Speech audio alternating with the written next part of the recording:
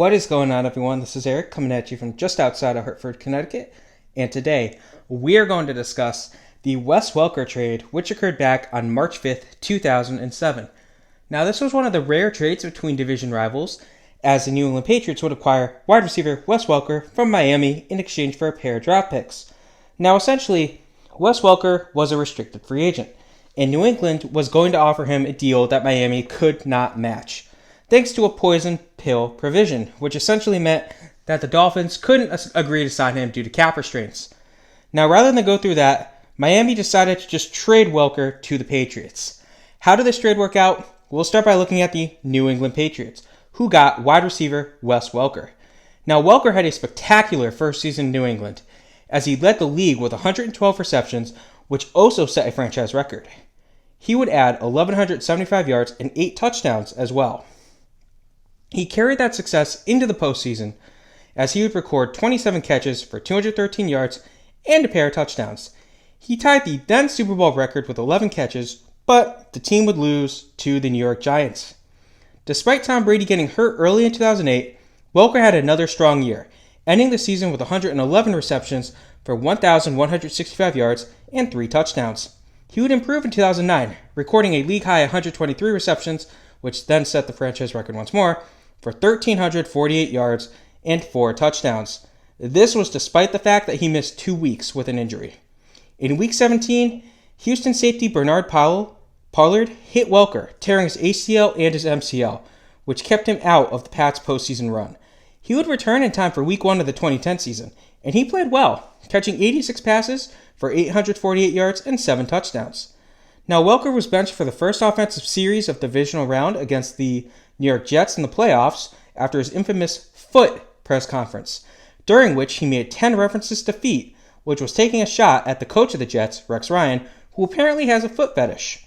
Wes said things like, "You want to make sure you've got your best foot forward 3 times, and so let's go out there and be good little foot soldiers." Belichick was not amused. Now, he would tie an NFL record with a 99-yard catch in Week 1 of the 2011 season, and he would end the year with a league-leading 122 receptions for a career-best 1,569 yards and 9 touchdowns.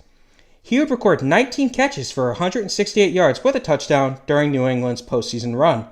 He had another strong year in 2012, as he would catch 118 passes for 1,354 yards and 6 touchdowns. He would record 16 catches for 248 yards with a touchdown in the postseason, but after that, he would walk.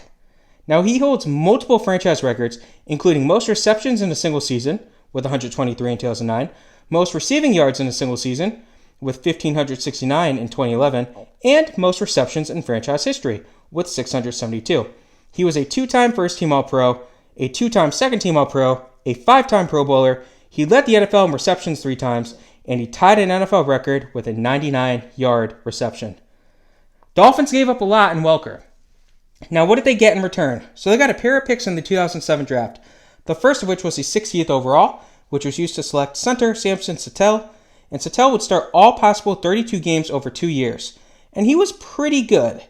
But after the team made an upgrade via free agency, they decided to trade him away to the Oakland Raiders in exchange for a pair of picks in 2009. The first of which was the 108th pick, which they used to select wide receiver Brian Hartline.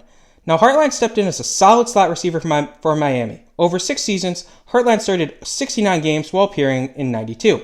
He would record 298 receptions for 4,243 yards and 12 touchdowns. Now, he would suffer a torn PCL, which led to his release, unfortunately for him.